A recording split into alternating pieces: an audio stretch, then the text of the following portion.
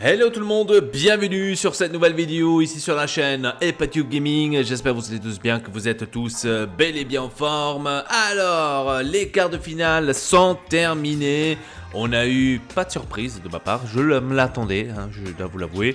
Si vous êtes intéressé donc de voir mes analyses, tout ça, etc., allez sur la page Patreon, je vous laisse le lien dans la description, c'est gratuit, vous avez que besoin d'être membre et vous allez voir toutes les analyses justement pour sur et pour les derniers matchs donc de l'Euro 2024. Aujourd'hui, faisons donc notre pronostic d'habitude donc et regardons aussi ce que j'ai fait en quart de finale parce que j'ai raté la totalité, j'ai envie de dire. Regardons cela ensemble. Alors, en quart de finale, j'avais pronostiqué ici des matchs, j'ai envie de dire, assez fastoche, cool peinard, où je me suis trompé.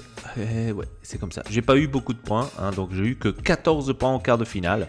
Quand je vois qu'en deuxième, j'ai eu 48, troisième journée 40, huitième de finale 40 points, et là je me trouve à 14 points, je suis un peu nul, je dois vous l'avouer, mais bon. Passons donc au pronostic. Alors, premier match, Espagne-Allemagne. J'avais dit 2-0, j'avais pas envie de donner un but à l'Allemagne, je vous l'avais même annoncé, vous allez voir, l'Allemagne ne va jamais marquer. Donc bim, ils ont marqué 2-1, bien évidemment, et donc, ouais, je n'ai pas su avoir le bon pronostic d'un seul but, donc j'ai eu 7 points, donc on va dire que j'étais pas loin dans ce match-là. Passons au match Portugal contre l'équipe de France. J'ai vu 2-1 parce que je croyais que l'équipe de France allait se réveiller. Encore une fois, j'ai eu, on va dire, un coup de gueule contre l'équipe de France. Je m'attends beaucoup plus de cette équipe. Je m'attends que l'équipe de France gagne avec un jeu sublime et on le voit pas actuellement et ça me fait chier énormément. En tous les cas, on est en demi-finale, on s'en bat les couilles. Donc vive la France. Je suis content parce qu'en fait, j'ai pronostiqué la victoire de la France à l'Euro. Voyons voir si cela au moins j'ai réussi à l'avoir. Angleterre-Suisse, je croyais que l'Angleterre allait écraser la Suisse parce que c'est pas parce qu'ils ont gagné maintenant contre l'Italie que je voulais absolument qu'ils écrasent la Suisse. Mais vu que la Suisse a eu du mal contre l'Italie, l'Italie n'était pas aussi forte que ça, je me suis dit probablement ils vont perdre vraiment et l'Angleterre va se réveiller. L'Angleterre d'ailleurs une autre équipe où je l'ai pronostiqué l'une qui pourrait gagner justement l'Euro. Ce n'était pas le cas jusqu'à présent, comme la France, elle m'a énormément déçu. J'avais pronostiqué 3-1, bien évidemment c'était un partout, et au penalty, comme d'ailleurs aussi le Portugal avec la France. Et d'ailleurs je vous avais même dit, j'espère que la France ne va pas au penalty, et bim, ils sont allés au penalty et ils ont gagné. Donc ça m'a surpris en fait de ce côté-là. La Suisse donc allée au penalty contre l'Angleterre, a perdu. Aussi de justesse, j'ai envie de dire au penalty, parce que si le premier l'aurait tiré correctement, celui de la Suisse, je sais pas comment ça aurait été terminé. Bref. Et donc le dernier match, Pays-Bas contre la Turquie, j'avais pronostiqué 3-1, j'étais pas aussi loin que ça. Et finalement c'était 2-1, donc 2-1 pour les Pays-Bas. J'avais dit que la première équipe, ça serait ceux de Pays-Bas qui allaient marquer, c'était la Turquie bien évidemment. Je me suis trompé là-dessus, mais au moins j'ai eu 5 points parce que j'étais pas loin du pronostic, donc ça va. Passons maintenant aux demi-finales. Demi-finale on fire, absolument. Demi-finale très difficile à pronostiquer. Donc à ce que je vois, la plupart des pronostics sont pour la victoire de l'Espagne et 13% disent qu'ils vont égaliser, donc qu'ils vont aller en prolongation. L'Espagne, à la base, c'est celle qui joue actuellement le meilleur football de l'Euro, mais je dois avouer aussi qu'ils ont eu du mal contre l'Allemagne.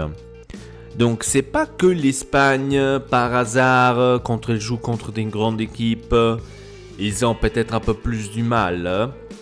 Mettons l'Italie de côté, parce que l'Italie était mauvaise, donc on peut pas dire que l'Italie c'était une grande équipe. Pronostic très difficile. Espagne-France. Absolument, je pense que la France a une meilleure défense que l'Allemagne. Je ne vois pas la France perdre 2-0 comme il y a ici dans le pronostic.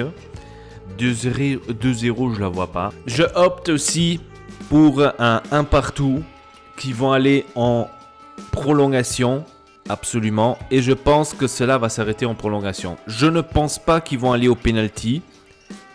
Mais il faut dire aussi que l'Espagne jusqu'à présent n'y était pas au penalty. Donc je sais pas. Si contre l'Allemagne ils sont allés en prolongation, en moins contre la France ils vont y aller aussi. Mais alors ça c'est ma première pensée, un partout. Un partout c'est ma première pensée que je dis ils vont aller en prolongation. Ça va être très très dur. Peut-être même un 0-0 parce que vu que la France ne marque pas. Écoutez, on va faire comme ça. Simple truc. 1-0 pour la France. Je me prends la responsabilité. Je sais que probablement celui-là, ce pronostic-là pourrait être ultra faux. Mais je pronostique parce qu'il n'y a personne en fait qui donne la victoire à la France. Et peut-être ça c'est de l'erreur. Passons maintenant aux Pays-Bas contre l'Angleterre. Alors, comme je vous ai dit tout à l'heure, là on a le même discours pratiquement parce que le Pays-Bas joue un meilleur football que l'Angleterre.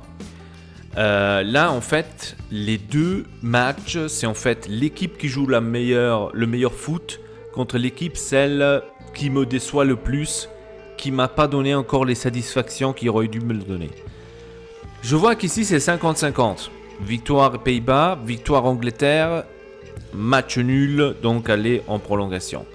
Et je pense qu'ici, absolument, je pense que ça va être un partout et qu'ils vont aller en prolongation s'ils ne vont pas aller eux non plus en penalty. Ça va être un match très très serré parce que les Pays-Bas ont un milieu et une attaque très très fort mais une défense un peu faible. L'Angleterre est plus ou moins dans la même cour que la France.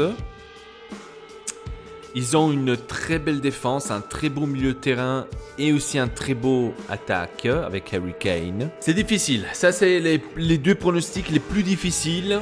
Mais je reste dans ce pronostic. Je n'ai pas envie de donner la victoire aux Pays-Bas tout de suite. On a oublié ici d'ailleurs, première équipe qui marque, bien évidemment l'équipe de France. C'est qui est la première équipe qui marque? Bien sûr, vu que c'est 1-0, l'équipe de France. Premier buteur, et là, ça va être difficile parce que jusqu'à présent, on n'a pas vu énormément, etc.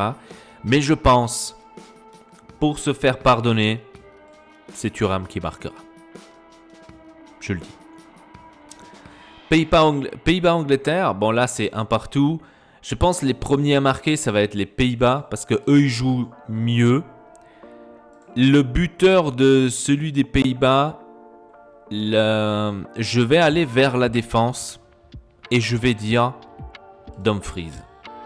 Parce que je suis pour l'Inter et parce que j'ai vu un Dumfries qui a joué pas mal le dernier match. Ça va être très très dur. En tous les cas, j'ai hâte de voir votre pronostic en bas dans l'espace commentaire. Qu'est-ce que vous en pensez de ces deux matchs? Qui sera pour vous les gagnants? Qui ira en finale? Est-ce que vous croyez que ça va être plutôt un Espagne-Pays-Bas, Espagne-Angleterre ou plutôt France-Angleterre, France-Pays-Bas? J'aimerais bien le savoir ça de votre côté. Ici dans l'espace commentaire, ça me ferait extrêmement plaisir. Comme je vous ai dit, toutes les analyses de tous les matchs seront disponibles uniquement sur la page Patreon. On regarde les highlights, donc c'est très important que vous allez bien évidemment regarder cela si cela vous intéresse, bien évidemment. Sur ce, rendez-vous à la prochaine. On espère bien. Allez, salut à vous tous, votre Elpa, Triple Peace.